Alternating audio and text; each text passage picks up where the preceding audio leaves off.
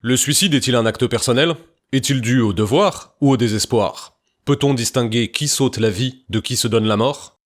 Tant de questions auxquelles on va peut-être répondre dans ce 34e épisode du Space Mountain. Attachez vos ceintures, ça va compter.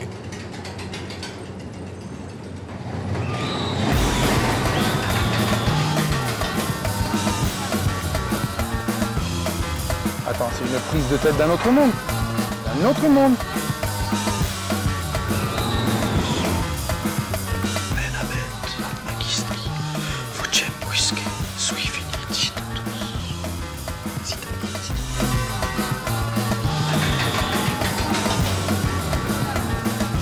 C'est quoi le Space Mountain?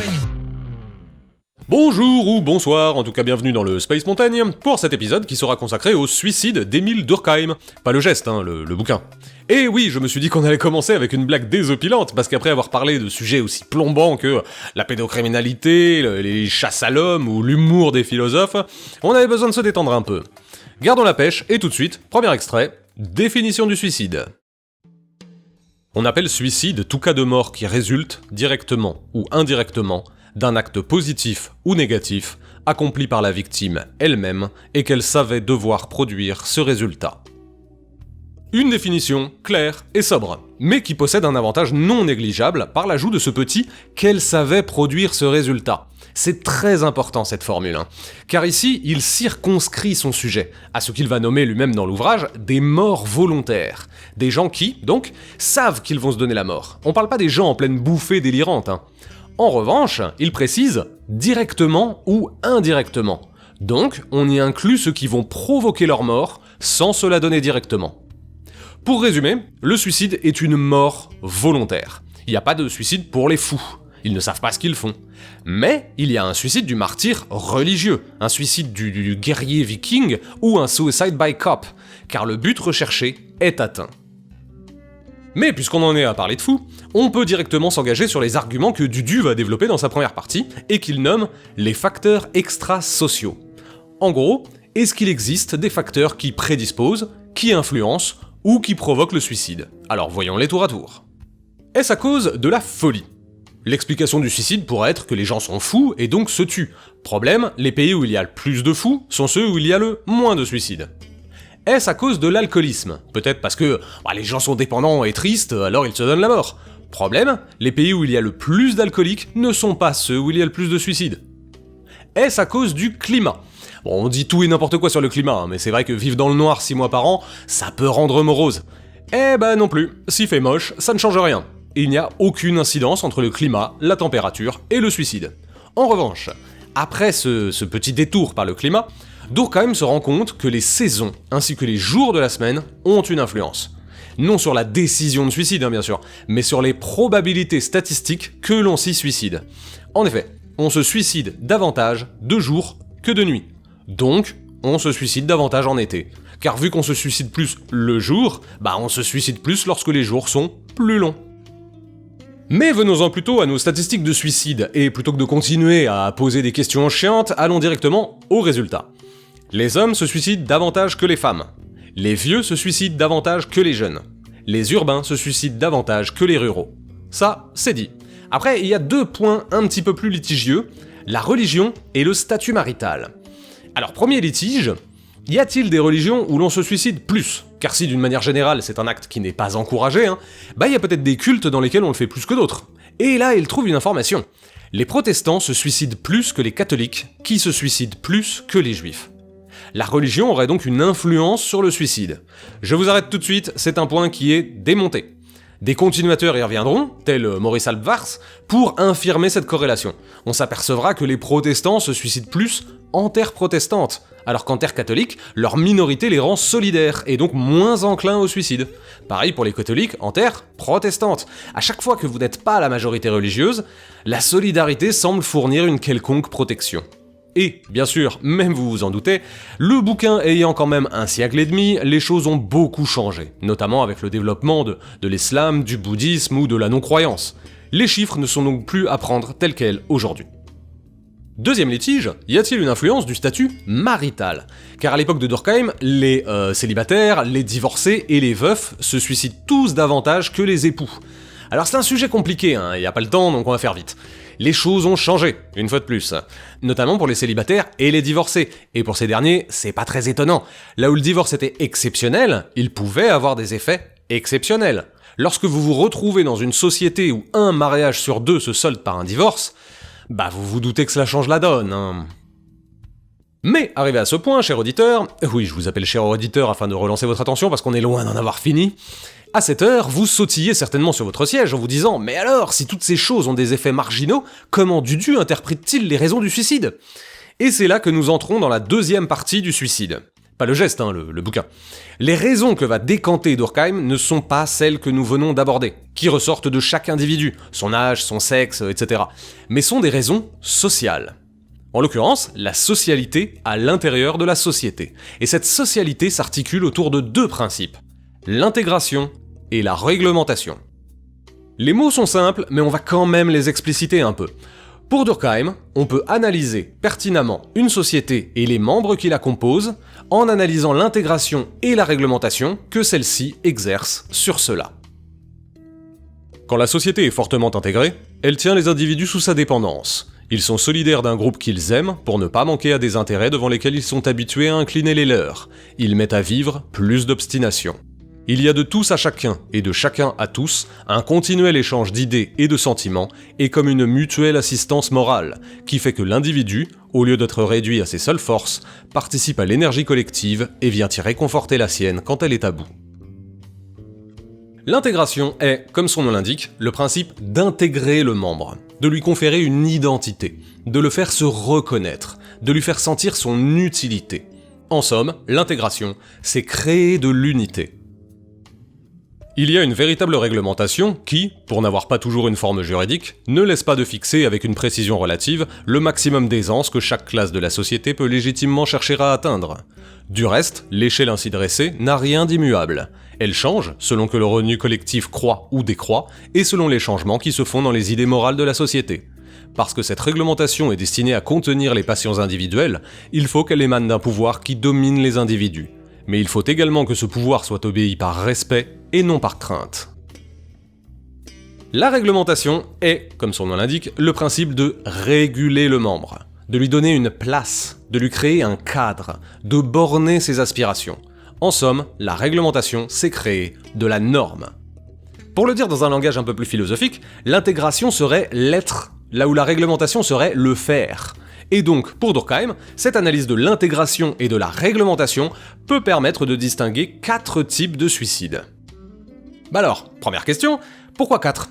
Eh ben pour la simple et bonne raison qu'il va faire un petit tableau croisé avec en abscisse ses principes d'intégration et de réglementation, et en ordonnée leurs carences ou leurs excès. Et, deuxième question, pourquoi 4 types ? Eh bien parce que pour Durkheim, on perdrait une profondeur d'analyse indispensable si l'on agglomérait, si l'on consignait toutes les personnes sautant la vie comme faisant la même chose, de la même manière et pour les mêmes raisons. Depuis cet ouvrage, on a une grille d'analyse pertinente, quoique à réactualiser régulièrement, de pourquoi les gens se donnent la mort. Et ce n'est pas pour les mêmes raisons. C'est pour cela qu'il va distinguer des suicides égoïstes, altruistes, anomiques et fatalistes. Ils sont tous motivés différemment, pratiqués différemment, expliqués différemment. Mais ne nous attardons pas plus, je sais que vous adorez les tableaux croisés, alors allons-y. Premier type. Lorsqu'il y a une carence d'intégration, il y a suicide égoïste. Probablement le premier qui nous vient à l'idée lorsqu'on parle de suicide. Il est l'acte de celui qui n'est pas assez intégré à la société qui l'entoure. Précision tout de même, dire suicide égoïste ne veut pas dire que les gens qui se suicident sont égoïstes. La précision est importante car c'est quelque chose qu'on entend assez souvent et ce serait passer à côté de la proposition. Égoïste, ici, ne signifie pas égocentrique qui ne pense qu'à lui, il signifie suicide qui est motivé par son moi. Égo, c'est moi. Je le précise, car nous le verrons dans les types suivants, il n'est pas si clair que le suicide soit toujours un acte personnel, au contraire même. Durkheim appelle donc celui-ci égoïste pour dire qu'il est un acte du je, du moi. C'est moi qui décide, et ce, par manque d'intégration. Typiquement, le suicide égoïste est celui du dépressif, du romantique ou du célibataire, celui qui, pour une raison ou une autre, n'est pas assez intégré à la société et juge, donc, qu'il n'a plus rien à y faire. Deuxième type, lorsqu'il y a excès d'intégration, il y a suicide altruiste. Il s'agit du fait de sauter la vie lorsque, justement, on est si intégré à la société que l'on ira mourir pour elle. L'intégration est alors telle que la place que vous avez dans le groupe ne dépendra plus tout à fait que de vous, elle dépendra de votre statut et ou de votre fonction. Et si l'un des deux venait à être perturbé, vous perdriez cette utilité. Mais de plus, votre fonction nécessite que vous donniez votre vie. Et vous êtes si intégré que cela ne vous pose pas de problème. Typiquement, le suicide altruiste est le seppuku du samouraï outragé, le suicide de la femme à la mort de son mari, ou le sacrifice du malade en milieu confiné, qui préfère se donner la mort plutôt que de contaminer ses proches. Parenthèse, à relativiser tout de même, et notamment en ce qui concerne le suicide d'honneur asiatique. J'ai parlé du samouraï, mais on pense aussi assez souvent au sacrifice du kamikaze, qui abat son avion et qui n'est pas un modèle aussi glorieux qu'il apparaît souvent. L'excès d'intégration, c'est une chose. Le fait d'être correctement tabassé et voir sa famille menacée pour aller s'écraser sur un porte-avions, ça donne une couleur un peu amère à ce geste si brave et plein d'abnégation. Rappelons que Durkheim parle des suicidés comme des morts volontaires. Si vous y êtes obligé... bref...